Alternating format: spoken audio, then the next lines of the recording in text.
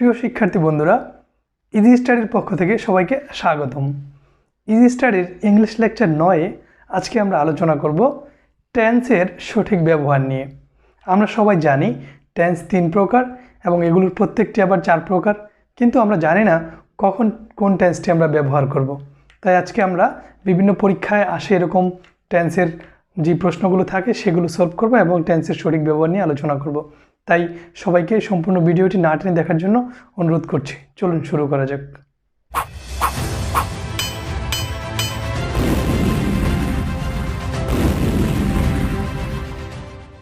তো শিক্ষার্থী বন্ধুরা, বিভিন্ন প্রতিযোগিতামূলক পরীক্ষা যেমন বিশ্ববিদ্যালয় ভর্তি পরীক্ষা, চাকরির পরীক্ষা, এসএসসি এইচএসসি পরীক্ষা বা জিএসসি পরীক্ষার বিভিন্ন রকমের এই টেন্সের থেকে প্রশ্ন থাকে। তাই টেন্সের সেখানে আপনার কী ধরনের প্রশ্ন থাকে এবং সঠিক অ্যান্সার আমরা কীভাবে করব সেগুলো আমরা এক এক করে জেনে নেব। এখানে আমি বিভিন্ন বিগত পরীক্ষায়, বিশ্ববিদ্যালয় পরীক্ষা বা চাকরির পরীক্ষা আসা কিছু সেন্টেন্স লিখেছি এবং সেগুলোর সঠিক উত্তর করার আমরা চেষ্টা করব। তো আমরা যদি এই প্রশ্নগুলোকে সলভ করতে পারি তাহলে আমরা টেন্স থেকে যে প্রশ্নগুলো আসে আশা করি সঠিকভাবে উত্তর করতে পারবো। চলুন আমরা প্রথম সেন্টেন্সটা দেখে নিই। প্রথম সেন্টেন্সে বলা আছে যে শাহিন একজনের নাম, plays or played cricket once or twice a week. তার মানে শাহিন যে ক্রিকেট খেলে সে সপ্তাহে একদিন বা 2 দিন। তো এখানে এই সেন্টেন্সে আপনার অনসে উইক না থেকে টুয়াইস উইক থাকতে পারে, থ্রাইস উইক থাকতে পারে, অনসে ইয়ার, টুয়াইস এ ইয়ার, তারপর অনসে মান্থ, টুয়াইস এ মান্থ। যদি কোনো সেন্টেন্সে এরকম অ্যাডভার্ব, টাইম বা সময় নির্দেশক আপনার ওয়ার্ড থাকে তখন আমরা সেন্টেন্সের ভার্বটিকে প্রেজেন্ট ইনডেফিনিট টেন্সে ইউজ করব। তো এরকম আপনার অনসে উইক এছাড়াও আপনার কিছু অ্যাডভার্ব রয়েছে যেগুলো সময় নির্দেশক এবং তখন আমরা প্রেজেন্ট ইনডেফিনিট টেন্স ইউজ করবো। সেগুলো কি আমরা একটু জেনে নিই। কোনো সেন্টেন্সে যদি ইউজুয়ালি থাকে, নর্মালি থাকে, অলওয়েজ থাকে, রেগুলারলি থাকে, অফেন থাকে, তারপরে আপনার এভরি টাইম থাকে, তারপরে আপনার অন মানডেজ থাকতে পারে, অন সানডেজ থাকতে পারে, ইন সামার হতে পারে, তারপর আপনার রেয়ারলি হতে পারে, তারপর হচ্ছে আপনার হতে পারে ফ্রিকুয়েন্টলি, তো নর্মালি, ডেইলি। তো এরকম যখন আমরা কোনো সেন্টেন্সে ওয়ার্ড দেখব বা আপনার অ্যাডভার্ব বা সময় নির্দেশক আপনার অ্যাডভার্ব দেখব তখন আমরা সেন্টেন্সের ভার্বটিকে প্রেজেন্ট ইনডেফিনিট টেন্সে ইউজ করব। ওকে, তো শিক্ষার্থী বন্ধুরা, তাহলে আমাদের এই প্রশ্নে আমাদের অ্যান্সার হবে Shahin plays cricket once a week or twice a week. শিক্ষার্থী বন্ধুরা, এবার আমরা পরবর্তী সেন্টেন্সে যাব।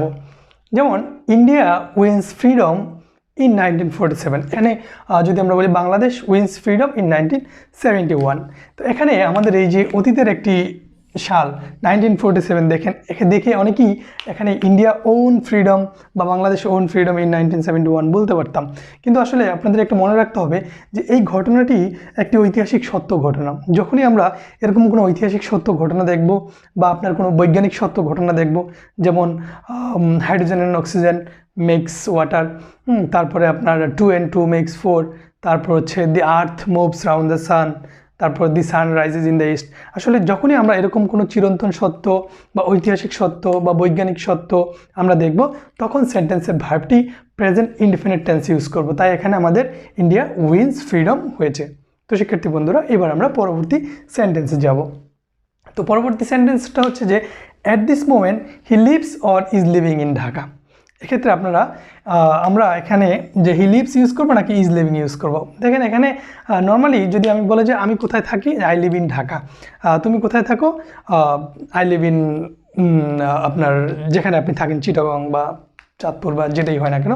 তো যখনই এই অবস্থানটা স্থায়ী হয় তখন কিন্তু আমরা কী করি, প্রেজেন্ট ইনডেফিনিট টেন্স ইউজ করি যে আমি ইউজুয়ালি থাকি। হ্যাঁ, যখন আমার অবস্থানটা আপনার টেম্পোরারি হবে বা ক্ষণস্থায়ী হবে তখন আমরা এই প্রেজেন্ট ইনডেফিনিট টেন্স ইউজ করবো না। তাহলে সেক্ষেত্রে এই সেন্টেন্সটা আমরা একটু দেখি, অ্যাট দিস মোমেন্ট মানে সে এই মুহূর্তে বা এখন আমি থাকছি, তার মানে কি আমার এই ঘটনাটা স্থায়ী না, তার মানে সেটা ক্ষণস্থায়ী ঘটনা।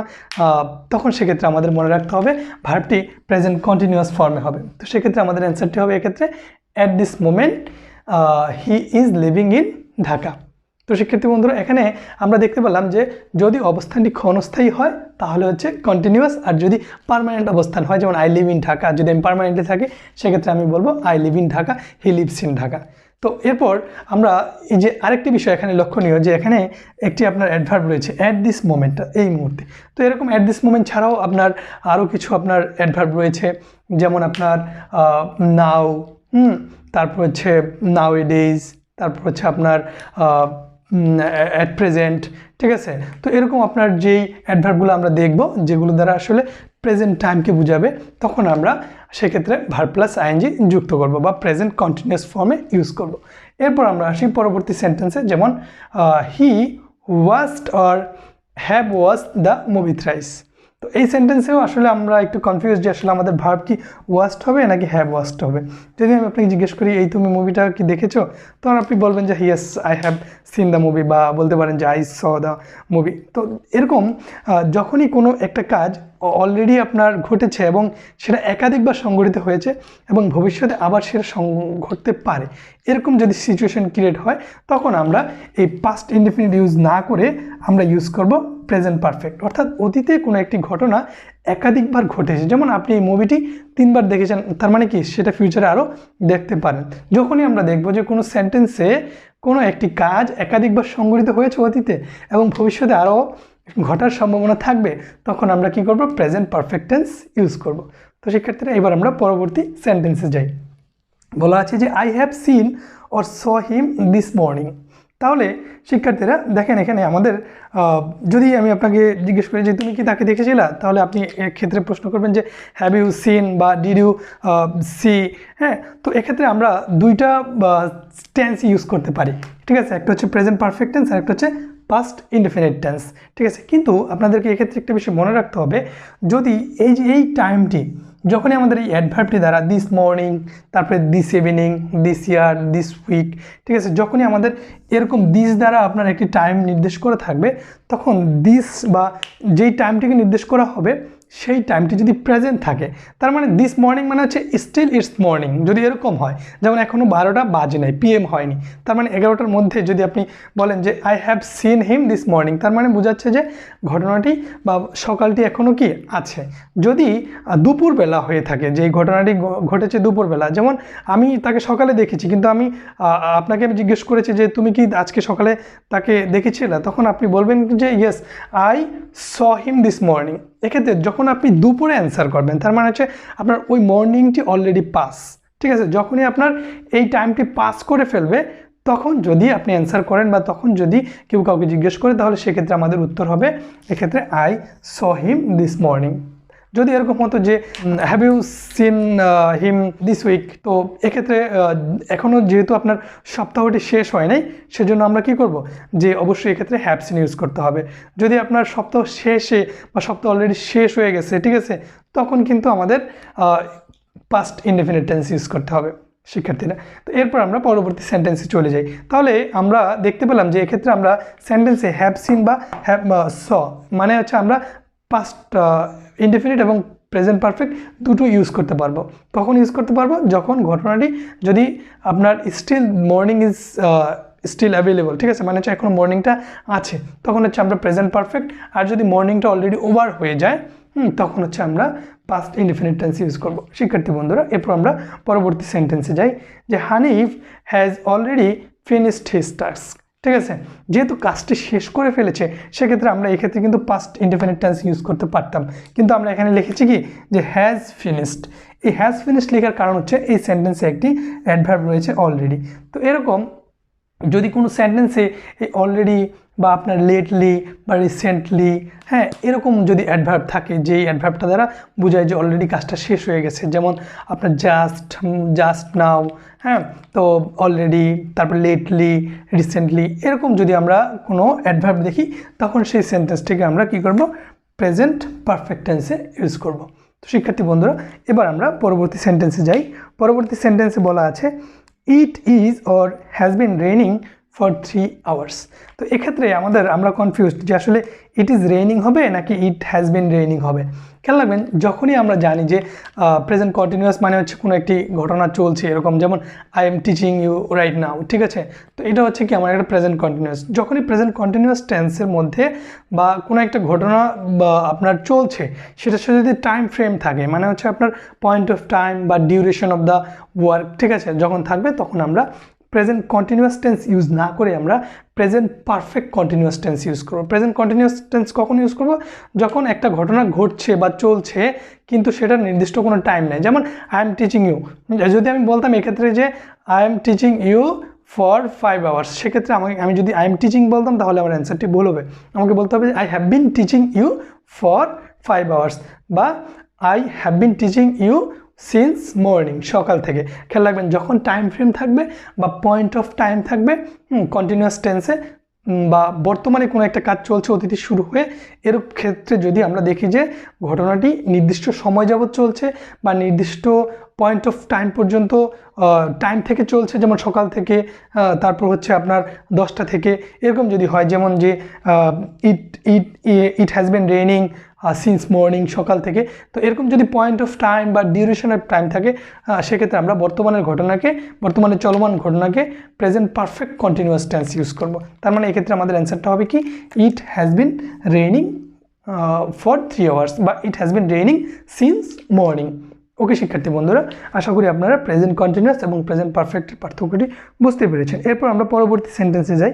বলা আছে যে he called me while I was reading, অর্থাৎ এক্ষেত্রে আপনি ধরেন কোনো একটি কাজ করছিলেন, অতীতে কোনো একটি কাজ চলমান ছিল, তখন যদি আরেকটি ঘটনা এসে ঘটে যায়, যেমন আপনি মুভি দেখছিলেন, ঠিক আছে, তখন আপনার রুমে যদি আপনার ছোটো ভাই এসে ঢুকে যায়, তখন হচ্ছে আমরা এই ফর্মুলাটি ইউজ করব। সেটি হচ্ছে যে অতীতে কোনো একটি কাজ চলছিল, তখন হঠাৎ করে যদি তখন অন্য একটি কাজ ঘটে যায়, ঠিক আছে, বা ওই মুহূর্তে অন্য একটি কাজ ঘটে, যেমন আপনি পড়ছিলেন যে আই ওয়াজ রিডিং, ঠিক আছে, আমি পড়ছিলাম, তখন যদি আপনার ছোটো ভাই আপনার রুমে এন্টার করে, সেক্ষেত্রে আপনার সেন্টেন্সটি এভাবে হবে যে my brother entered my room while I was reading.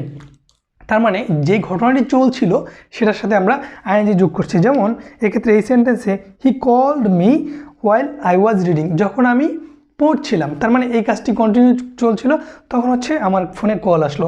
তার মানে কন্টিনিউয়াস ঘটনার ক্ষেত্রে আমরা কন্টিনিউয়াস রাখবো আই ওয়াজ রিডিং। আর হচ্ছে পরবর্তীতে যে ঘটনাটা ঘটলো, যেটা আমার এই পড়ার মাঝখানে আমাকে ব্যাঘাত ঘটালো বা পড়াটাকে বন্ধ করলো, বা আমি পড়ার সময় দেখলাম ঘটনাটা ঘটলো, সেটার সাথে আমরা পাস্ট ইনডিফিনিট ফর্ম ইউজ করব। পরের সেন্টেন্সটা আমরা দেখে নিই যে the thief ran away when the police saw him, অর্থাৎ এক্ষেত্রে আপনার মনে রাখতে হবে যখন অতীতে দুইটি কাজ, ঠিক আছে, একটা ঠিক পরপর আরেকটা ঘটে যায়, মানে হচ্ছে এক্ষেত্রে কোনো বিরতি নেই, মানে হচ্ছে একটা ঠিক পরপর আরেকটা ঘটে যাবে, এরূপ ক্ষেত্রে আমরা দুটো ভার্বই পাস্ট ইনডিফিনিট টেন্স ইউজ করব। অতীতের দুইটি ঘটনা মানে হচ্ছে একটি ঠিক পরপর, কোনো ব্রেক নাই এখানে, ঠিক পরপর যখন ঘটে যাবে তখন আমরা পাস্ট ইনডিফিনিট টেন্স ইউজ করব দুটি ভার্বই। যেমন the thief ran away when the police saw him, অর্থাৎ চোরটি যখন পুলিশকে দেখলো, তার মানে দেখার সাথে সাথে কি সে পালিয়ে গিয়েছিল। সেজন্য দেখেন যে আগে দেখার সাথে সাথে পালিয়ে গেল। আমরা নর্মালি জানি যে আপনার পাস্ট পারফেক্ট টেন্স ঘটনা হচ্ছে যে অতীতে দুইটি ঘটনা, যেটি আগে ঘটে সেটা হচ্ছে পাস্ট পারফেক্ট হয়, আর যেটা পরে ঘটে সেটা হচ্ছে পাস্ট ইনডিফিনিট হয়। কিন্তু এক্ষেত্রেও দুইটি ঘটনাই অতীতের, কিন্তু একটি ঠিক পরপর, যখনই এরকম হবে যে ঠিক পরপর ঘটনাটি ঘটবে, তখন হচ্ছে আমরা দুটোকেই পাস্ট ইনডিফিনিট টেন্স ইউজ করব, ঠিক আছে। যেমন the thief ran away when the police saw him. তো এটার সাথে আমাদের পাস্ট পারফেক্টের পার্থক্যটা হচ্ছে, এই জায়গায় আমি আবার বলছি, পাস্ট পারফেক্টের পার্থক্য হচ্ছে যে আপনার ঘটনা অতীতে দুইটাই অতীতের হবে, কিন্তু একটার যেটা আগে ঘটবে সেটা পাস্ট পারফেক্ট, আর যেটা পরে সেটা হচ্ছে কি পাস্ট ইনডিফিনিট। কিন্তু এক্ষেত্রে আপনার একটু মাঝখানে টাইম ব্রেক থাকবে। যদি ব্রেক না থাকে তাহলে দুইটাই পাস্ট ইনডিফিনিট, আর যদি একটু টাইম ব্রেক থাকে, যেমন দি patient had died before the doctor came. তার মানে কি পেশেন্ট ডাইড, পেশেন্ট মারা গিয়েছে, before the doctor came, doctor আসার পূর্বে। তার মানে কি সে আগে মারা গেছে, তার কিছুক্ষণ পরে ডাক্তার এসেছিল, ঠিক আছে। এক্ষেত্রে আমরা ইউজ করব আপনার যেটা আগে ঘটবে পাস্ট পারফেক্ট, আর পরেরটা হচ্ছে পাস্ট ইনডিফিনিট। তো আশা করি শিক্ষার্থীরা তোমরা আজকের আমাদের এই লেসনটি সবাই ভালো করে বুঝতে পেরেছো। তো আজকের এই লেসনে যদি তোমাদের কোনো অসুবিধা থাকে বা প্রশ্ন থাকে, অবশ্যই আমাকে কমেন্টস করে জানাবে। আর আজকে তোমাদের জন্য একটি টাস্ক আমি দিয়ে দেবো, তো যারা যারা অবশ্যই সব টাস্কটি সহজ হবে সবাই উত্তর করে আমাদেরকে কমেন্ট বক্সে জানাবে। আর আমাদের এই টেন্স নিয়ে আমাদের ধারাবাহিক কিছু লেকচার থাকবে, তাই আমাদের পরবর্তী টেন্স নিয়ে যে লেকচারটি থাকবে সেটি দেখার জন্য অবশ্যই আমাদের চ্যানেলটিকে সাবস্ক্রাইব করে রাখবা, এবং পরবর্তী ভিডিওটি আসার সাথে সাথে তুমি যদি দেখতে চাও তাহলে অবশ্যই বেল আইকনটিকে ক্লিক করে রাখবে। আর আজকের ক্লাসটি যদি ভালো লাগে অবশ্যই আমাদের এই ভিডিওটিতে একটি লাইক করবে। তো সে পর্যন্ত সবাই ভালো থাকো। আল্লাহ হাফিজ।